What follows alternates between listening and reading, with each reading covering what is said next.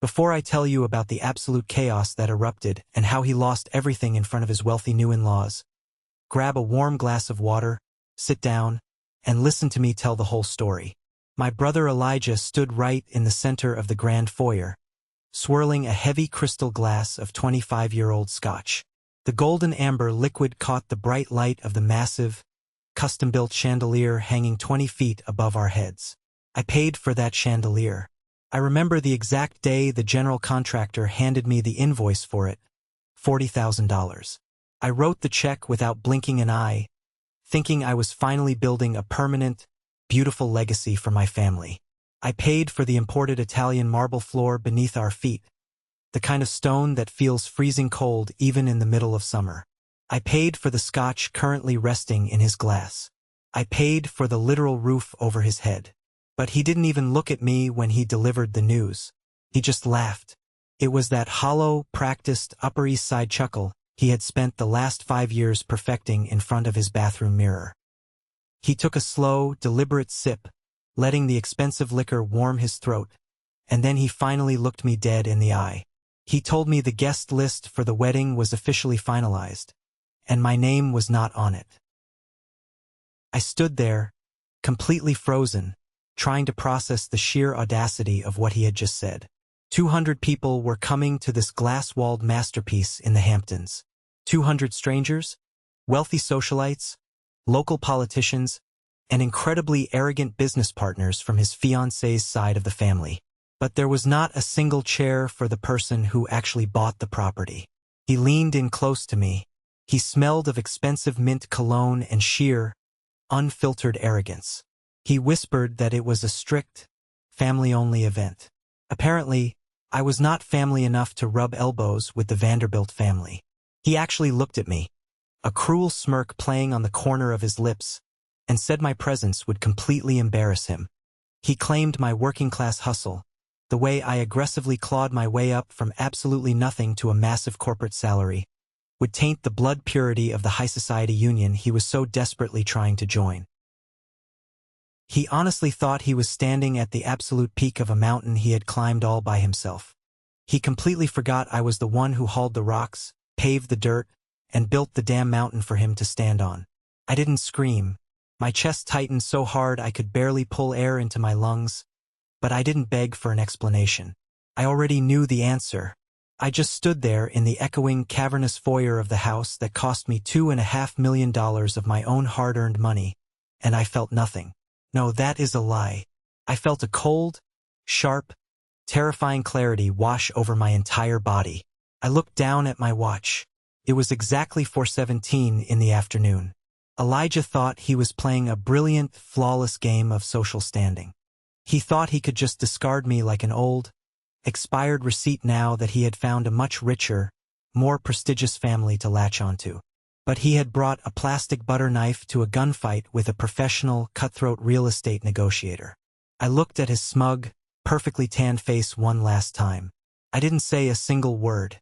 I turned around, my heavy leather shoes clicking sharply against the marble I owned, and walked out the heavy oak front doors. The crisp, salty ocean breeze hit my face the second I stepped outside, and right then, my heart completely hardened against him. I pulled my phone out of my pocket before I even reached the driver's side of my car. They thought I was a fool who would quietly accept the disrespect because I always had in the past.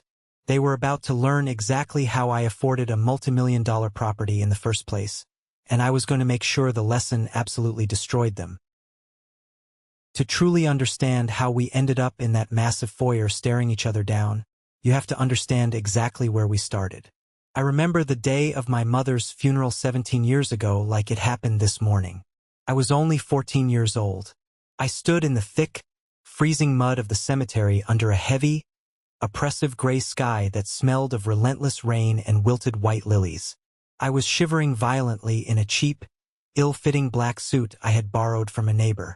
My father, Robert, the highly respected and feared local judge, did not hold my hand.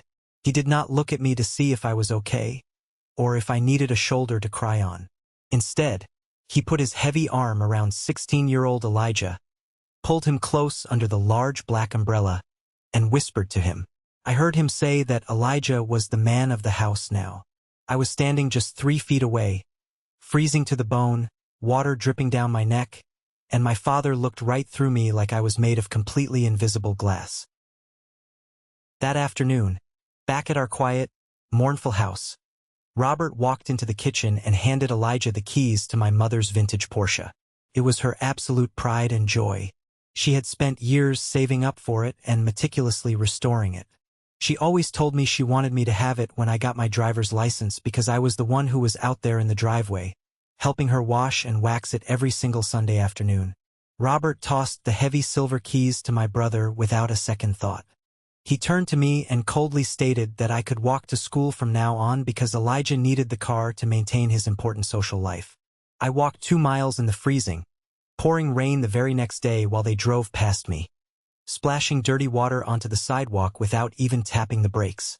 That was the exact day I realized my family was not a circle of love, warmth, and support. It was a pyramid. Robert and Elijah sat comfortably at the absolute top, and I was just the wide, silent base they intended to trample on to keep themselves elevated.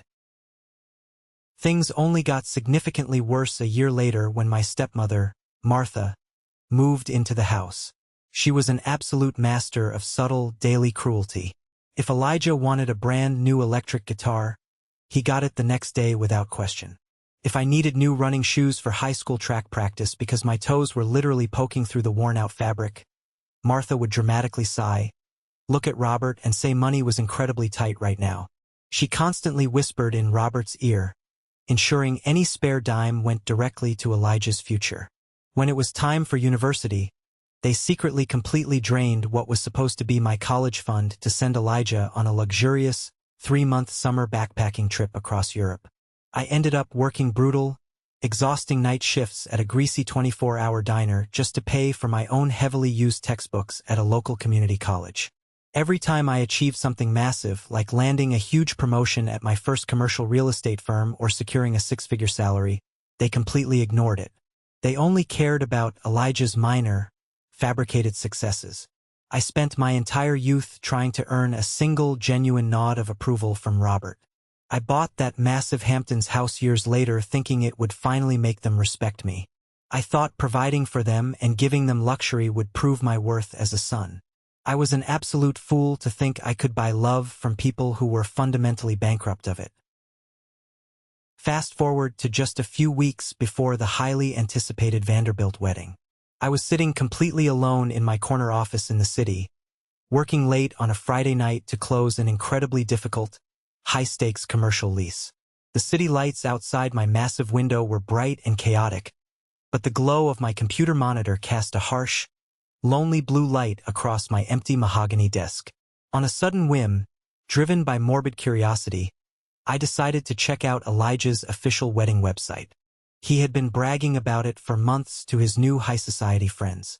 The website was overly flashy, plastered absolutely everywhere with the Vanderbilt family crest, elegant gold cursive fonts, and highly staged, professional engagement photos taken on a private yacht.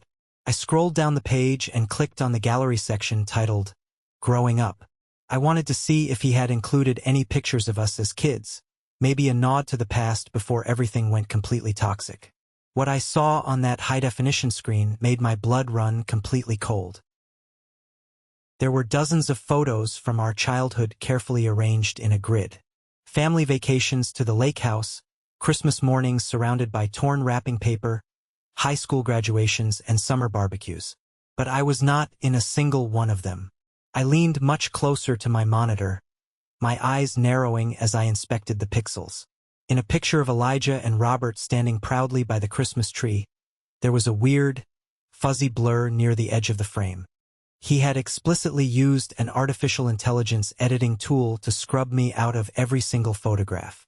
Where I used to stand holding a brightly wrapped present, there was just a digitally generated, awkwardly placed piece of living room furniture. In another photo from a summer cookout, he actually went out of his way to edit in some generic, stock photo distant cousin to make the family look larger and more refined for his wealthy bride. He did not just casually exclude me from a party. He committed deliberate, calculated digital murder on my entire childhood existence. I was furious. My hands shook so badly I could barely pick up my cell phone from the desk. I desperately needed to vent to someone who understood the completely twisted dynamics of my crazy family. I called Julian. Julian had been my closest friend since high school. He knew exactly how my father and brother treated me behind closed doors. I paced aggressively around my large office, venting about the website, about the sheer, undeniable disrespect of erasing me from my own life story. I told Julian I was incredibly angry, that I was completely done playing the quiet, nice guy, and that I was going to financially cut them off for good. Julian sounded so remarkably sympathetic on the phone.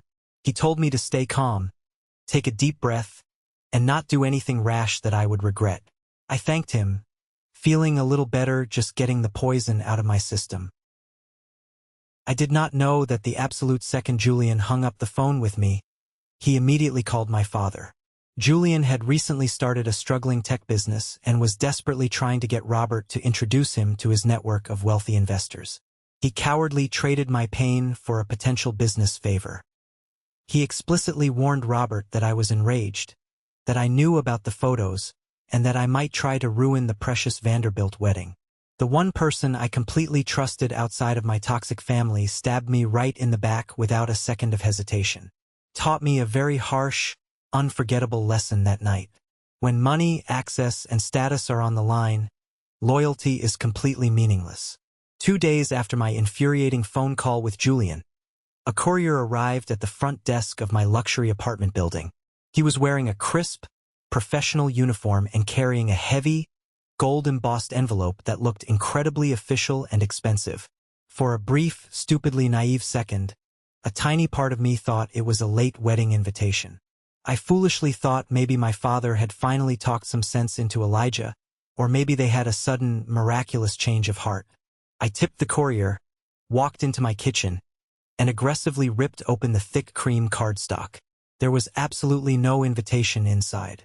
Instead, I pulled out a thick, heavy stack of stapled legal documents. It was a manila folder containing a completely unhinged temporary restraining order. My father, the former Honorable Judge Robert, had maliciously used his deep, corrupt connections in the local court system to get it signed and expedited past a sitting judge he used to personally mentor. He even had the sheer nerve to list himself as a primary witness. I read the dense legal jargon, my vision practically blurring with absolute rage. The official document claimed I was mentally unstable, harbored deep, violent, unprovoked jealousy toward my highly successful brother, and posed an immediate, dangerous physical threat to the wealthy wedding guests. He legally mandated that I stay at least 500 feet away from the Hamptons property on the entire day of the ceremony.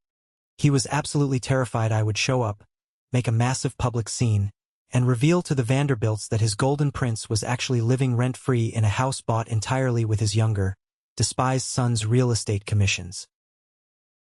As I was standing there staring blankly at the restraining order, my phone buzzed violently on the granite kitchen counter.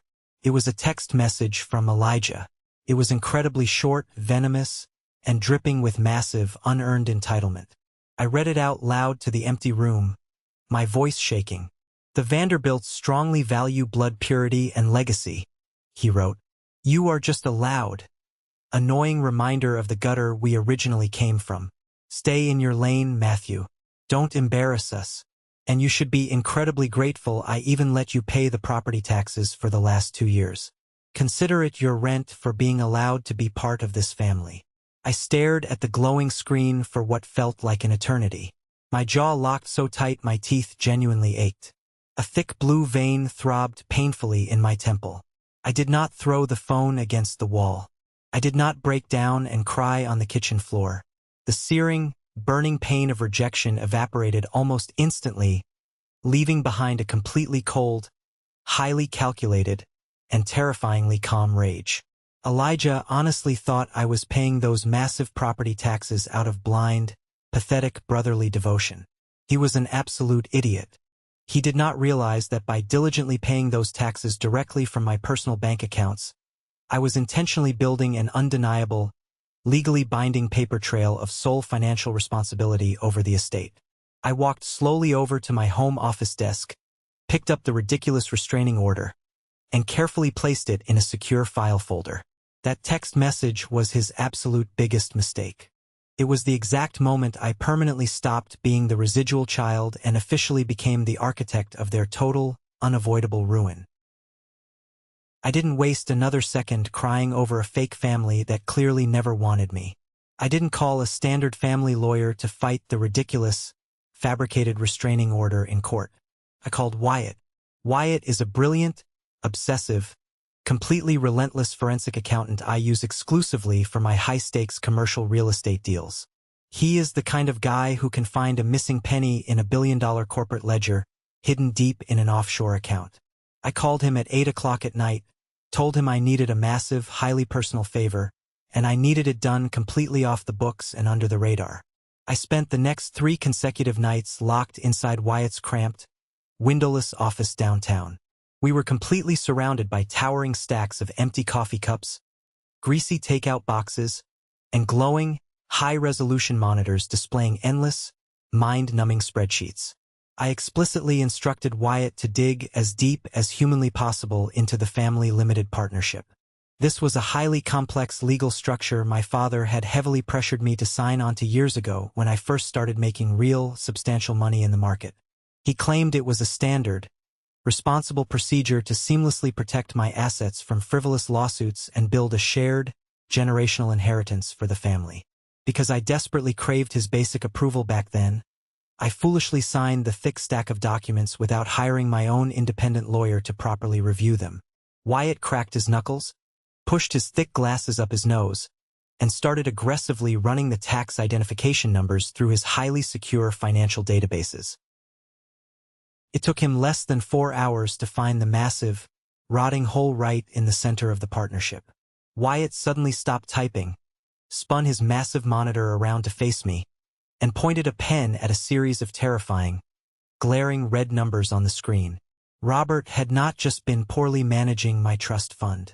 He had been actively raiding it like a personal piggy bank for years. The massive amount of money I thought was sitting safely in a highly diversified investment account was completely gone. But that was not even the worst part. Wyatt rapidly pulled up a separate, hidden file. He showed me exactly how Robert had maliciously used a buried legal loophole in the partnership agreement. My father, the exact man supposed to protect my future, had listed me as the primary personal guarantor for 10 separate, massive high-interest loans. I felt all the blood rapidly drain from my face. My stomach dropped completely into my shoes. I was staring at digital copies of heavy loan documents with my perfectly forged signature plastered on them. Because of my father's actions, I was legally on the hook for hundreds of thousands of dollars in toxic debt I never even knew existed. The trust was supposed to be my safety net, my hard-earned inheritance for the future. Instead, it was a loaded financial weapon they used directly against me. Wyatt looked at me, genuine, deep pity in his tired, bloodshot eyes. He quietly asked me if I wanted to call the police right then and press felony charges. I slowly shook my head. The police would just arrest him, he would immediately post bail, and the expensive lawyers would drag it out for years in court. That was far too easy. I wanted to completely dismantle his entire life exactly the way he tried to dismantle mine. We didn't stop there. I looked at Wyatt and told him to keep digging until his fingers literally bled on the keyboard. We had to aggressively break through the complex layers of shell companies and fake vendor invoices Robert had meticulously set up to hide his tracks from the IRS. By the 4th agonizing night, we finally traced the massive loans back to a specific, highly questionable loan officer named Marcus. Marcus was a notoriously slimy, unethical banker well known in the city's real estate underbelly for turning a completely blind eye to incredibly shady collateral, just as long as his personal commission fee was high enough. Robert had actively, purposefully used my pristine, hard-earned credit score to secure these 10 separate high-interest loans through Marcus, knowing I would be the one completely destroyed if they ever defaulted. Wyatt finally cracked the encrypted expense reports and pulled them up on the main screen for me to see. I sat back heavily in my leather chair, crossed my arms over my chest, and watched the brutal, sickening breakdown of exactly where my stolen credit was going. It was absolutely devastating to look at. There were massive, recurring monthly charges for Elijah's incredibly exclusive, invite-only country club memberships. There were endless, staggering receipts for custom-tailored Italian suits, the exact same suits he wore to mock me to my face.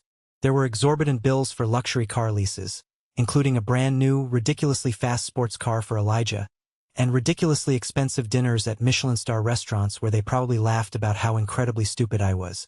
Robert had literally funded Elijah's entire fake, millionaire lifestyle using my name and my completely stolen future. The profound realization hit me like a physical punch to the gut. My father did not just neglect me emotionally when I was a kid. He actively, consciously tried to turn me into his permanent, silent financial safety net. He viewed me purely as a disposable workhorse.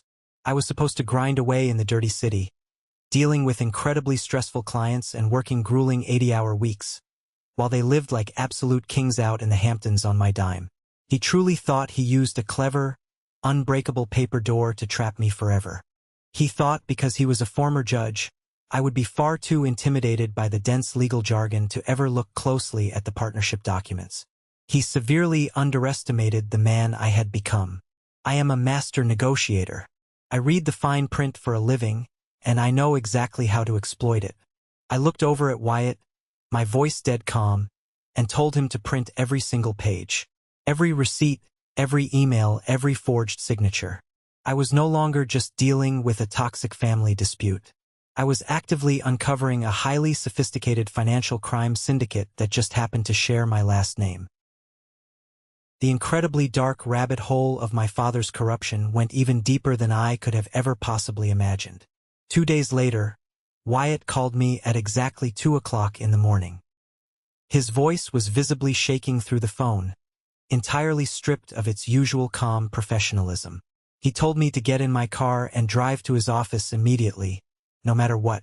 When I walked through his heavy glass door, he had a massive, fresh stack of documents printed out and spread chaotically across his large conference table. He looked at me, his eyes completely wide with shock. This was infinitely worse than the credit card fraud and the stolen trust fund. Wyatt had spent the last 48 continuous hours tracing the exact origin of the hard money lenders that Marcus the banker was using. Robert was not just a desperate, pathetic father secretly borrowing money to spoil his incredibly entitled favorite child. He was a deeply corrupt former official. Wyatt had successfully found a meticulously hidden trail of consulting fees paid directly into a highly secure offshore account controlled solely by Robert. The massive payments came from the exact same predatory lenders he used to trap me. It was a classic, blatant, illegal kickback scheme. I had seen incredibly bitter divorce cases in his courtroom when I was younger, really ugly, highly contested custody battles where people absolutely destroyed each other with vicious lies, but nothing prepared me for my own father's massive betrayal. Robert was actively, intentionally steering vulnerable clients from his old legal practice directly to these predatory lenders, and in return he got a massive cut of the dirty profits. He was a judge who had sworn a sacred oath to uphold the law, but he had completely forgotten that every single paper trail eventually has an end. I have seen nasty legal battles before in commercial real estate. I have seen intense corporate espionage and ruthless boardroom backstabbing that would make your head spin. But seeing my own father's systematic, cold-blooded corruption laid out clearly on a bright Excel spreadsheet completely broke something inside me forever. The last tiny, fraying thread of respect I had for the man snapped instantly. I gathered the heavy files, placing them incredibly carefully into a thick, secure leather binder. I did not call the local police department. Local cops are way too slow, and Robert still had powerful, corrupt friends in the precinct who would undoubtedly tip him off. Instead, I reached out to a trusted, highly effective contact I had made during a massive federal real estate deal a few years ago. Special Agent Carter with the FBI. We met in a quiet, incredibly discreet diner on the edge of the city. I slid the perfectly organized, color-coded binder of my father's federal crimes across the table to him. I told Agent Carter I was handing him a massive, career-making case on a silver platter, but I desperately needed a few weeks of absolute radio silence before they moved in. I had a massive Hamptons wedding to completely ruin first. While the FBI quietly and methodically started building their massive federal indictment against my father, I focused entirely on my own masterpiece. I finalized a massive real estate deal I had been quietly, meticulously nurturing in the background for over a month and a half. I owned the Hamptons house completely outright. I paid the heavy mortgage every month. I paid the exorbitant taxes. My name was the only one on the official deed. I didn't just casually list the glass house on the public real estate market. That would take way too long, and Robert might easily find out and try to tie the property up in endless, frivolous litigation using his old judge buddies to stall the sale. Instead, I bypassed the public market entirely. I entered into a high-stakes, highly private, incredibly ironclad escrow with a major film production company based out of Los Angeles. They were aggressively scouting locations for a massive $100 million blockbuster action movie. They desperately needed a modern, sterile, aggressively wealthy-looking location to serve as the main villain's lair. My cold, empty $2.5 million glass house in the Hamptons was absolutely perfect for their grand vision. They were desperate to start shooting, so they eagerly offered me 20% over the already high asking price if I could completely guarantee immediate, unhindered access to the property for their massive crew. I agreed to their inflated price without hesitation, but I sat down with their aggressive legal team and added one very specific, totally non-negotiable legal rider to the thick contract. I called it a delayed possession clause. The closing officially recorded on a quiet Thursday afternoon. The massive, life-changing wire transfer hit my highly secure, offshore accounts, safely completely away from Robert's corrupt reach. But the legal right to actually physically occupy the property was explicitly set to transition at a very specific, carefully calculated date and exact time. I timed it with absolute surgical precision. The complete transition of legal power and ownership was bound by strict law to occur at exactly 12 o'clock noon on Saturday. That was the exact, precise moment Elijah and his incredibly wealthy bride, Olivia Vanderbilt, were scheduled to stand in the dead center of the living room and exchange their sacred vows in front of 200 elite guests. I signed the final, heavy paperwork, shook the lead producer's hand firmly, and walked out of the towering glass office building feeling invincible. The trap was officially set. It was no longer an emotional, messy family dispute. It was an ironclad, legally binding contract backed heavily by the state, and I was the absolute only one holding the key. To make absolutely sure there were no hidden loopholes, no last-minute, desperate escapes for Elijah or Robert, I needed the precise minute-by-minute details of the entire wedding day. I needed to know exactly how many people would be standing in that glass house when the clock struck exactly noon. I got incredibly lucky. Chloe, the high-end, ridiculously expensive wedding planner Elijah had hired to desperately impress the snobby Vanderbilts, was incredibly stressed out and severely overworked. I called her office aggressively posing as a disgruntled floral vendor trying to quickly confirm delivery times for the massive centerpieces. She was so completely frazzled and overwhelmed by Elijah's constant, incredibly unreasonable demands that she accidentally emailed me the entire, unredacted master itinerary for the entire weekend. I aggressively opened the spreadsheet on my computer and smiled a very cold smile.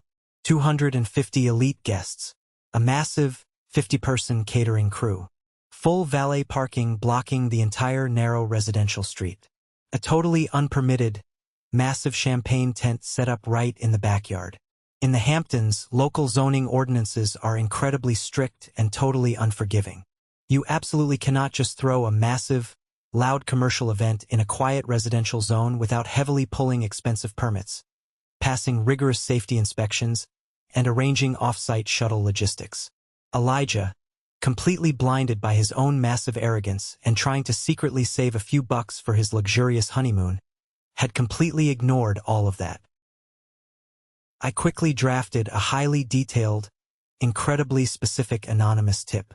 I attached Chloe's official itinerary, complete with exact headcounts and massive vendor lists, as completely undeniable proof. I sent it directly to the Township Zoning Board, the local fire marshal, and the chief of police.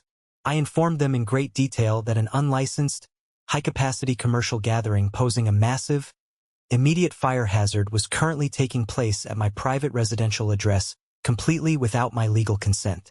In that specific, incredibly wealthy zip code, violating zoning laws for an event of that sheer size carries an immediate, totally non-negotiable fine of $10,000 per hour. I closed my laptop, the screen going totally black. I had successfully weaponized the rigid law, the massive real estate market, and the entire local government directly against them. There was absolutely no way out for them now. The walls were rapidly, silently closing in, and they were far too busy picking out expensive silk napkins to even notice the trap. Saturday morning finally arrived.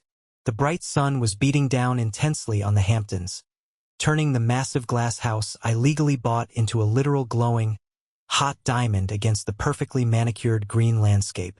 Meanwhile, I was sitting miles away at the cold granite kitchen island in my quiet city apartment.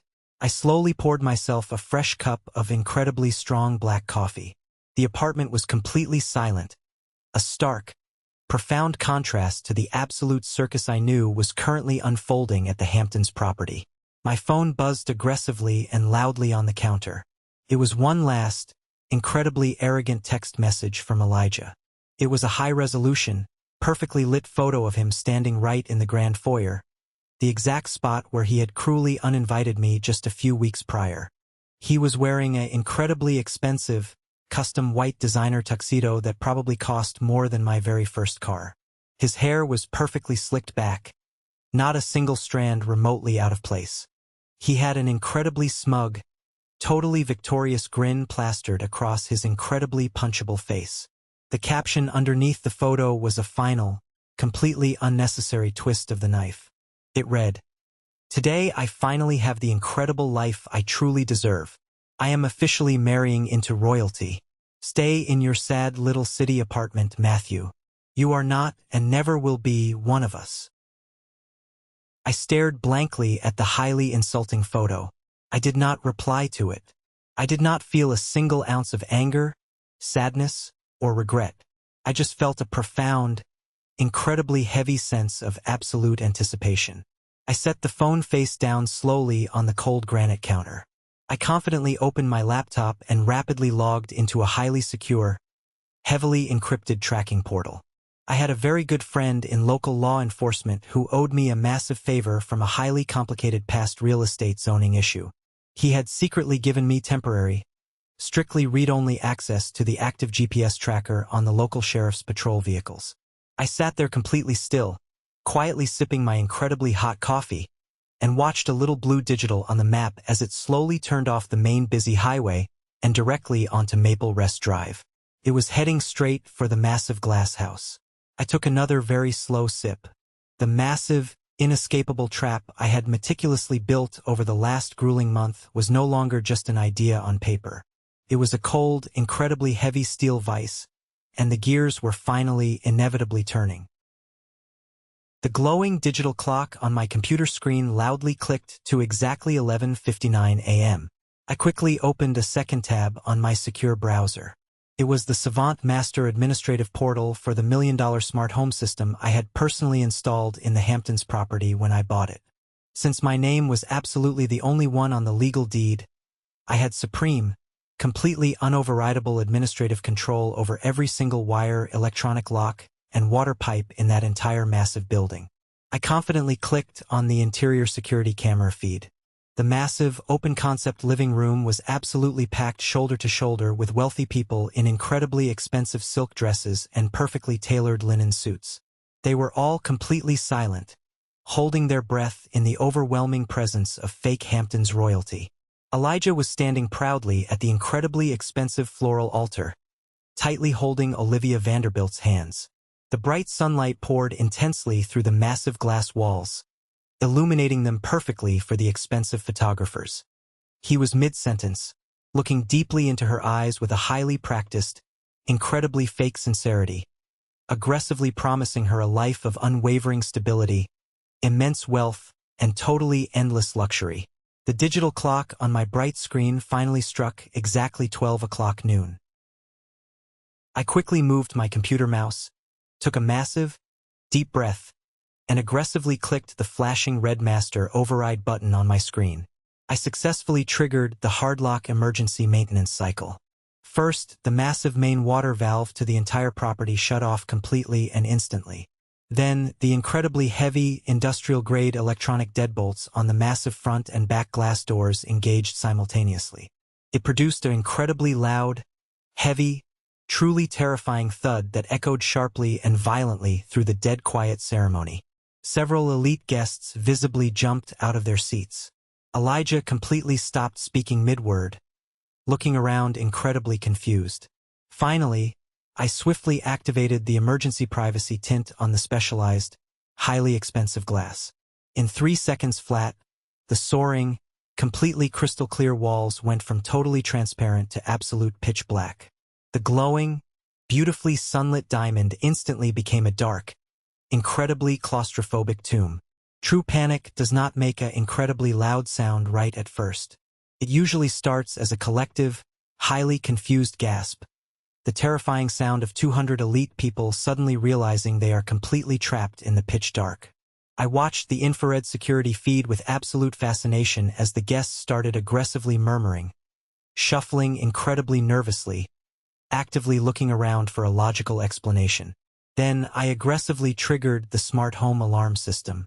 I activated a highly simulated, totally catastrophic pipe burst alert that only the master administrator could possibly silence.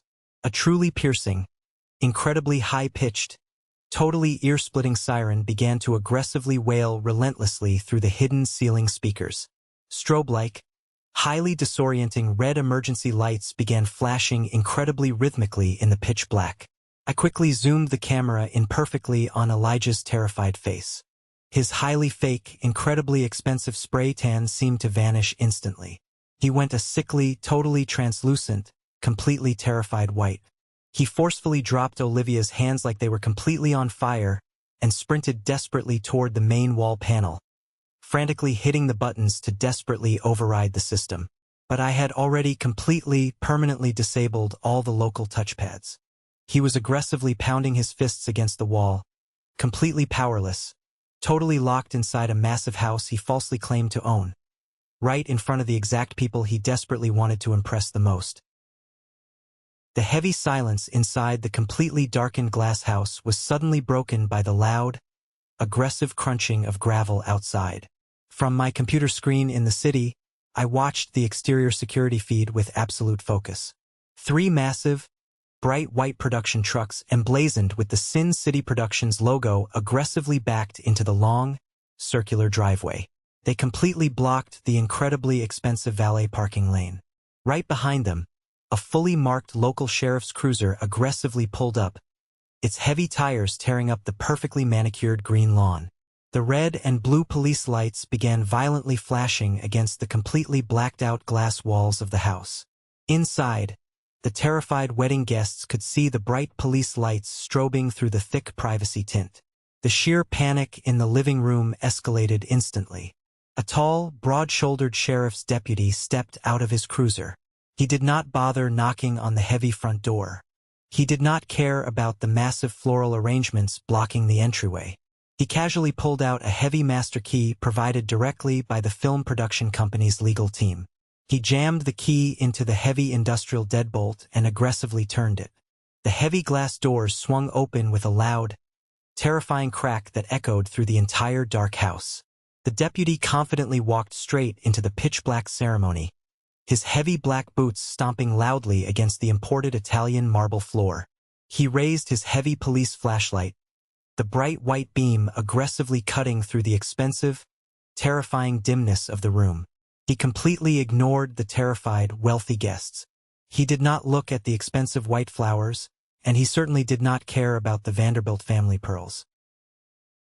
He swept the blinding flashlight beam directly across the room until it landed squarely on my brother. Elijah was still desperately pounding his fists against the locked digital wall panel, his expensive white tuxedo completely drenched in terrified sweat. The bright beam hit him right in the face, completely blinding him. Elijah raised his hands to shield his eyes, heavily panting, looking like a cornered rat in a dark alley. The deputy marched directly up to him, the heavy utility belt clinking loudly in the dead silence of the room. He reached into his dark uniform pocket and pulled out a thick, legally binding document folded perfectly in half. He aggressively shoved the heavy paper directly into Elijah's trembling chest.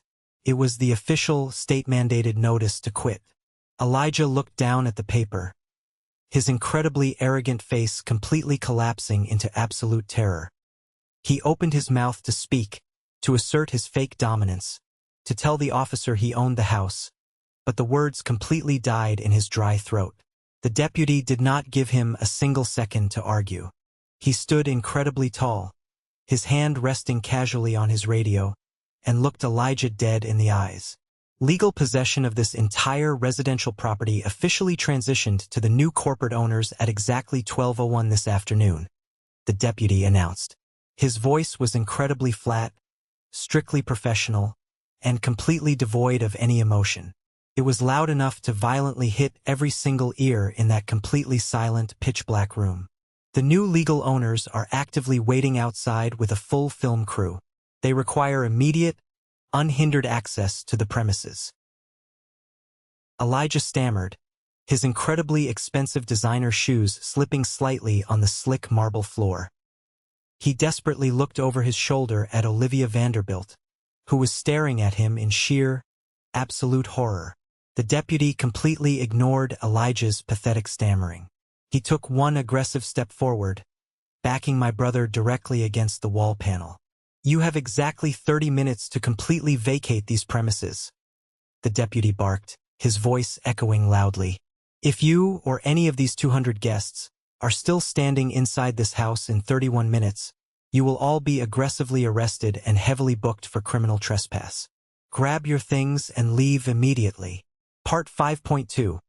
Susup du qua motao tuong so tu du kin.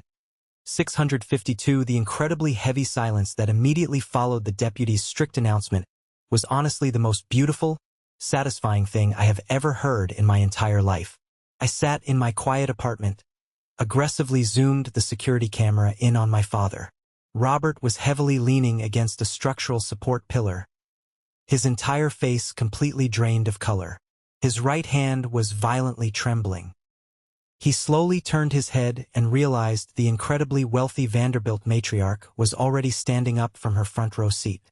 She was aggressively clutching her incredibly expensive pearls, completely ignoring the flashing red emergency lights, and looking directly at Robert like he was a disgusting cockroach she had just found in her expensive kitchen. Arthur Vanderbilt, the incredibly powerful, extremely intimidating billionaire father of the bride, aggressively stepped forward. He did not look scared. He looked completely furious. He marched directly up to Elijah, completely ignoring the sheriff's deputy standing right next to them. Arthur aggressively snatched the official eviction notice right out of Elijah's trembling hands. He pulled his reading glasses from his expensive suit pocket, shoved them onto his face, and rapidly read the legal document. I watched Arthur's face turn completely purple with absolute rage. He crumpled the heavy legal paper in his massive fist and threw it directly at Elijah's chest. "You completely lied to us?" Arthur Vanderbilt roared, his deep voice easily overpowering the wailing smart home sirens. "You sat right at my incredibly expensive dining table, you drank my wine, and you heavily bragged about buying this massive estate with your own money. You told my daughter you were a highly successful real estate developer. This legal document clearly says you are nothing but a pathetic squatter. You don't own a single inch of this property." Elijah desperately fell to his knees, his expensive white tuxedo pants hitting the hard marble floor. He reached out and tried to grab Arthur's suit jacket, desperately begging him to listen, claiming it was just a massive misunderstanding, a terrible mistake made by his jealous younger brother. But Arthur violently kicked Elijah's hands away. He looked down at my brother with absolute unfiltered disgust. Then Arthur turned to his incredibly shocked daughter. Olivia was heavily crying, her expensive mascara running down her face, ruining her perfect makeup. She looked at Elijah kneeling on the floor, and the look of sheer embarrassment on her face was completely undeniable. She aggressively pulled the massive diamond engagement ring off her finger, threw it directly at Elijah's face, and turned her back on him completely. Arthur Vanderbilt raised his voice and aggressively addressed the entire dark room. "This wedding is completely cancelled," he yelled. "Everyone get out of this house right now. Do not speak to these incredible frauds. Do not give them a single second of your time." The 200 incredibly wealthy guests immediately scrambled aggressively toward the front doors, completely abandoning the expensive champagne and the massive floral arrangements. They practically trampled over each other to escape the flashing red lights and the wailing sirens. I watched Elijah sobbing heavily on the floor, completely abandoned by his wealthy bride, completely rejected by the elite society he desperately sacrificed me to join. His entire fake, heavily fabricated life completely disintegrated into absolute dust in a matter of seconds. Part 5.3 Kan mua tien fat so tu du kien. 652 While the incredibly chaotic, totally humiliating mass exodus was happening inside the grand foyer, things were getting significantly worse outside on the massive front lawn. I actively switched my computer screen to the exterior driveway cameras. The local township zoning inspector had just arrived, pulling up in a heavily marked municipal vehicle. He aggressively slammed his car door shut, carrying a thick, heavy clipboard loaded with official citations. He completely ignored the fleeing, wealthy wedding guests in their expensive suits and dresses. He marched directly up to my father, Robert, who was desperately trying to sneak out the back door to avoid the incredible humiliation. The inspector blocked Robert's path entirely. He aggressively shoved a heavy pen and a thick stack of yellow citation papers directly into Robert's chest. Because Robert had legally signed the permits for the massive catering tents under his own name to hide Elijah's lack of credit, he was the one officially responsible for the incredible mess. The inspector loudly cited him for operating an illegal, highly dangerous commercial venue in a strictly residential zone. He cited him for extreme fire code violations, illegal parking logistics that completely blocked the main road, and creating a massive public nuisance. I turned the volume up on my computer speakers. I could distinctly hear the inspector's loud, highly aggressive voice over the chaotic noise of the fleeing guests. "Former Judge Robert," the inspector yelled, totally refusing to use my father's outdated honorable title. "You are currently being fined exactly $10,000 for the first hour of this illegal event. Since the massive catering tents and the heavy equipment will absolutely take at least 2 full days to completely dismantle and remove from this property, you are looking at a minimum penalty of well over $200,000 in direct municipal fines. You have exactly 14 days to pay the township in full, or we will aggressively place a heavy lien on every single asset you currently own." Robert physically staggered backward like he had just been violently punched in the stomach. He aggressively clutched his chest, his mouth opening and closing like a dying fish. He tried to use his old, corrupt intimidation tactics.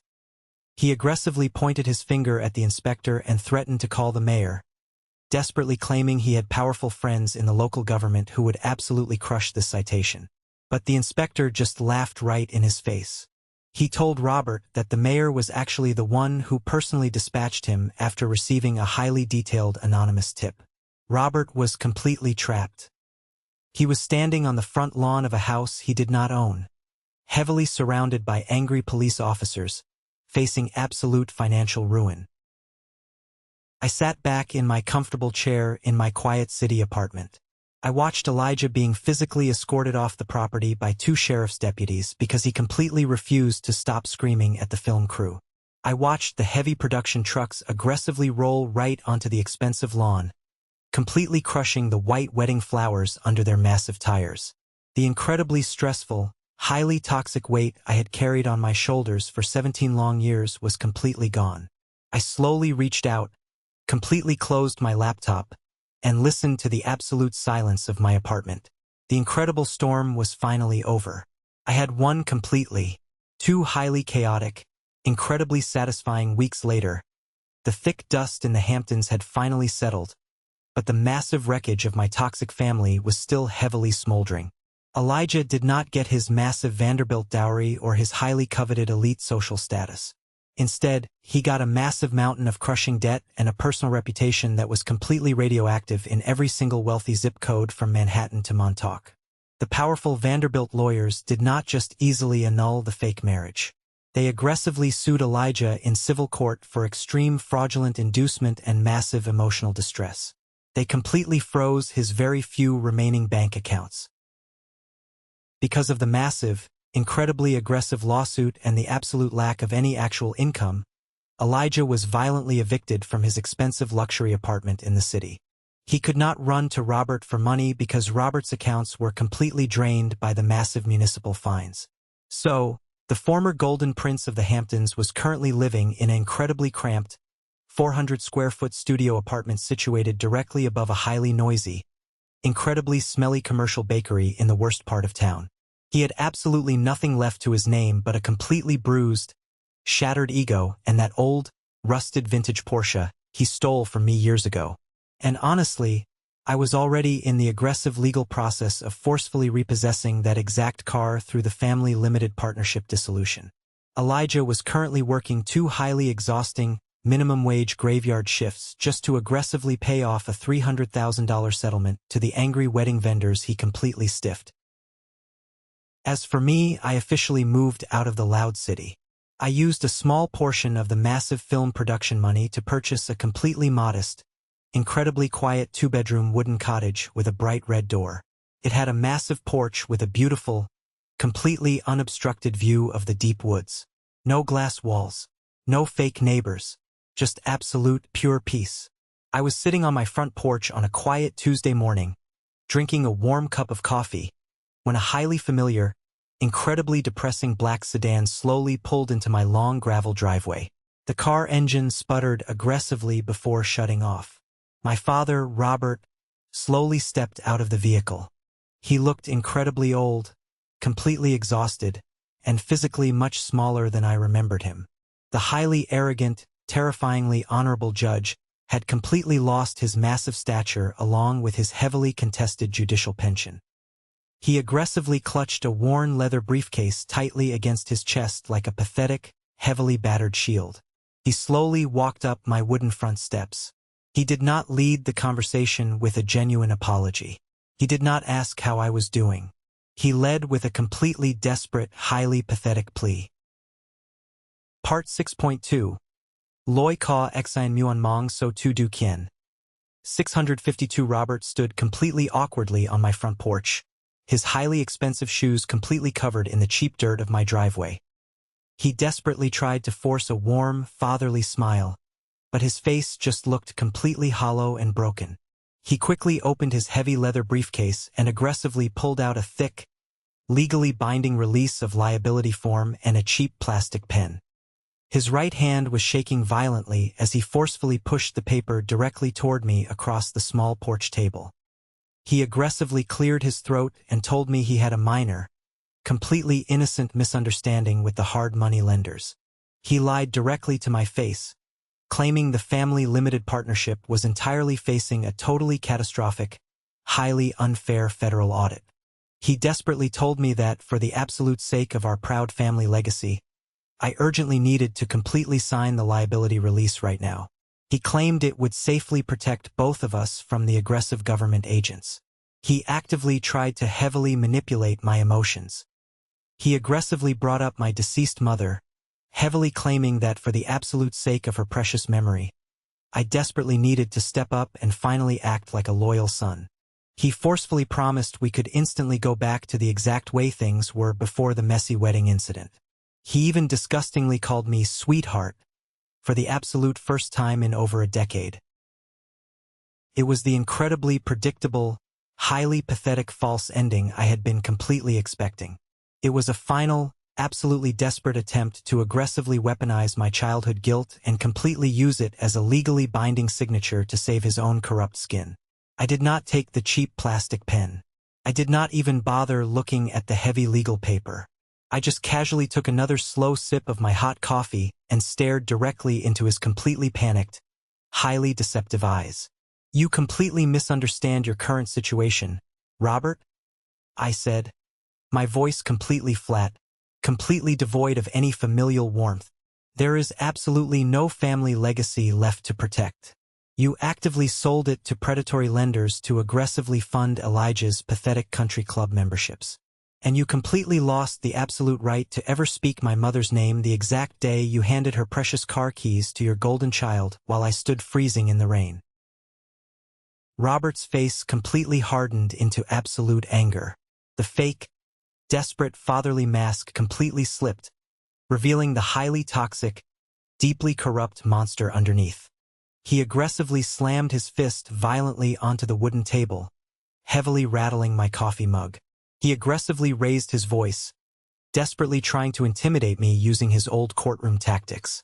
He loudly told me I was making a massive, completely unforgivable mistake. He aggressively threatened to drag my entire professional reputation completely through the mud in open court if I refused to quickly sign the document. He thought he could still completely control me with heavy threats and loud anger. But he was completely wrong. He did not realize I had an incredibly powerful guest waiting quietly inside my house. Before Robert could aggressively shout another toxic threat, the heavy wooden front door of my cottage slowly opened behind me. Robert completely froze, his mouth hanging wide open in absolute shock. My godfather, David, an incredibly stern, highly respected retired military officer, slowly stepped out onto the bright porch. David was my deceased mother's oldest, most trusted friend, and the only person in the world who truly knew how completely miserable she was in her toxic marriage. David did not look at me. He looked Robert dead in the eye with a level of absolute, completely unfiltered hatred that made the cold morning air feel even colder. David reached into his heavy coat pocket and aggressively pulled out a highly yellowed, incredibly fragile handwritten letter. It was carefully sealed inside a protective plastic sleeve. He aggressively shoved the old letter directly into Robert's trembling chest, practically forcing him to take it. Robert looked down at the familiar handwriting, and his entire face completely turned the color of dead ash. It was a completely secret letter my mother, Eleanor, had secretly written in her final, highly painful days in the hospital. She had explicitly addressed it to David, highly detailing exactly how she completely feared Robert would eventually violently drain my entire future just to aggressively feed Elijah's massive vanity. David stood incredibly tall, his voice hitting the porch like heavy iron. I explicitly promised Eleanor I would violently protect her youngest son from you, Robert, David said, heavily pointing a thick finger directly at my father's face. She explicitly knew exactly what kind of corrupt, completely toxic parasite you truly were. She heavily begged me to hold onto this exact letter until the exact day Matthew finally realized the brutal truth for himself. Today, my incredibly long job is finally done. Robert's face completely collapsed into sheer, absolute horror as he aggressively read his deceased wife's final, incredibly damning indictment of his entire character. He violently realized his entire narrative of being a highly loving, grieving widower was completely destroyed. The massive guilt trip he desperately tried to use on me completely evaporated into thin air. He looked desperately at me, his mouth rapidly opening and closing to desperately spin one last, pathetic lie. He heavily tried to claim the old letter was completely fake, a massive forgery violently designed to unfairly tear the family apart. But I immediately cut him off before he could violently poison the air any further. I slowly stood up from my comfortable porch chair, looking completely down at the incredibly pathetic, heavily defeated man who used to terrify me. I am absolutely not signing your ridiculous release form, Robert, I said loudly, my voice echoing sharply off the quiet trees surrounding my property.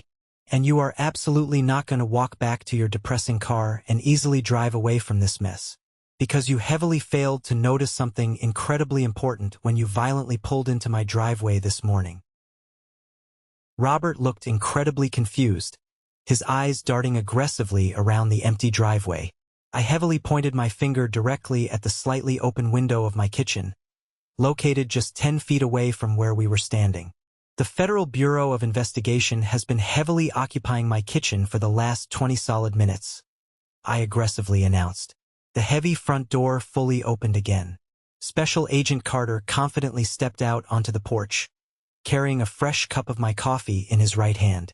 He was wearing a highly official, dark blue FBI windbreaker. He casually flashed his heavy gold badge directly in Robert's terrified face. Carter heavily smiled, completely lacking any actual warmth. "We have been actively listening to every single desperate word of your highly illegal attempted coercion through that open window, Robert," Agent Carter said, his voice entirely professional. "We also have the completely undeniable audio recording of you heavily threatening to completely destroy a key federal witness." I did not feel a single ounce of joy or twisted celebration as two additional heavily armed federal agents aggressively stepped around the side of the house and onto the porch to violently escort my father away. I just felt an incredibly profound, highly heavy silence wash over my entire body. I stood completely still and watched the corrupt man who raised me be aggressively pushed against the side of the black sedan. I listened to the incredibly loud, highly metallic click of the heavy steel handcuffs locking aggressively around his wrists. I finally realized the absolute irony of the entire situation. Robert had spent 30 incredibly long years actively manipulating justice, heavily crushing vulnerable people in his corrupt courtroom, and aggressively stealing from his own son to maintain a completely fake social status. Yet, he was ultimately destroyed entirely by the one specific person he actively thought was entirely too residual, too completely weak to ever fight back. Agent Carter heavily patted my shoulder, thanked me loudly for my incredible cooperation, and aggressively shoved Robert into the back of the federal vehicle. I completely turned around, walked heavily into my quiet house, and aggressively locked the heavy front door behind me. For the absolute first time in my entire life, I didn't just have a highly expensive roof over my head. I finally had absolute, completely unbreakable peace. The heavy, incredibly complex legal fallout over the next several months was absolutely surgical and completely devastating. A highly aggressive grand jury situated in the Eastern District of New York rapidly handed down a massive, completely undeniable federal indictment against Robert.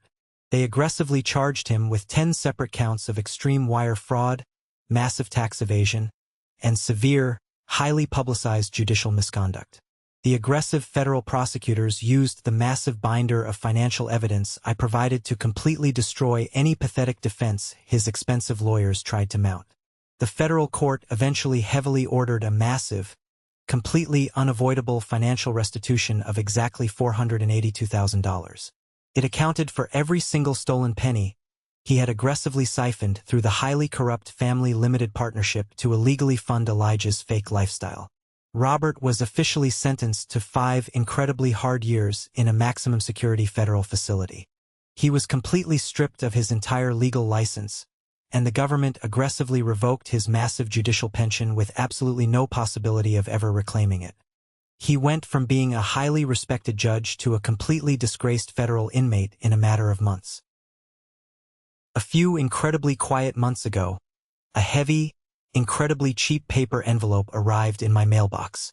It had a highly official, heavy red stamp from the federal prison system on the front. It was directly from Robert. I opened it slowly. He heavily wrote about the deep importance of family blood. He actively complained about the terrible prison food and heavily accused me of unfairly punishing him for a completely simple, highly misunderstood mistake. He even desperately tried to violently guilt-trip me one last time by aggressively saying my deceased mother would absolutely not want me to be so completely cold and unforgiving toward my own father. I read the pathetic letter standing entirely in my quiet, sunlit kitchen. I did not get angry. My heart did not race. I didn't even feel the slightest, totally completely urge to grab a pen and aggressively write back a highly scathing, totally hateful retort.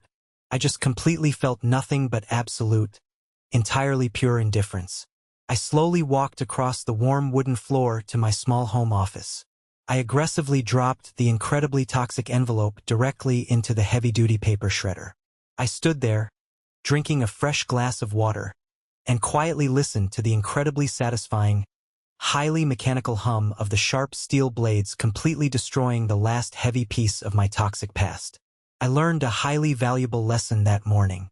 Absolute indifference is an incredibly much more powerful, entirely unbreakable shield than massive, completely exhausting rage. My entirely new life looks incredibly different now. My true family absolutely does not share my given last name, and they certainly do not care about my massive bank account. My true family is my godfather David, who actively drives out to check in on me every single Sunday morning with fresh coffee. It is my incredibly kind neighbor down the quiet dirt road who constantly brings over completely fresh, highly delicious extra sourdough bread just because she baked too much. My family is the highly motivated group of young, incredibly smart young men and women I actively mentor through the massive financial literacy foundation I entirely started in my deceased mother's honor. We actively help these vulnerable young people aggressively navigate the incredibly confusing, highly dangerous world of heavy legal contracts, toxic debt traps, and total financial independence. We aggressively teach them how to fiercely protect themselves so they absolutely never have to be a completely residual, highly disposable child exactly like I was. When I walk outside onto my quiet porch now, my shoulders absolutely do not feel incredibly heavy anymore. The crisp, clean air surrounding this quiet wooden house feels incredibly light and entirely breathable. I completely took my entire massive life back from the absolute toxic vultures who violently tried to steal it.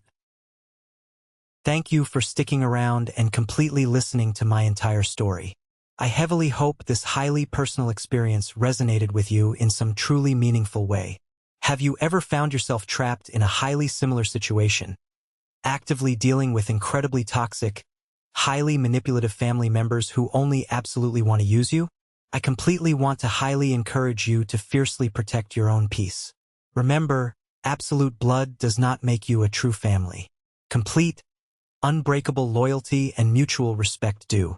You are entirely allowed to aggressively walk away from highly toxic people who constantly hurt you, even if you completely share their DNA. If you made it to the absolute end of this incredibly long video, you are truly amazing. Please drop a W in the comments section below. That W absolutely stands for winner.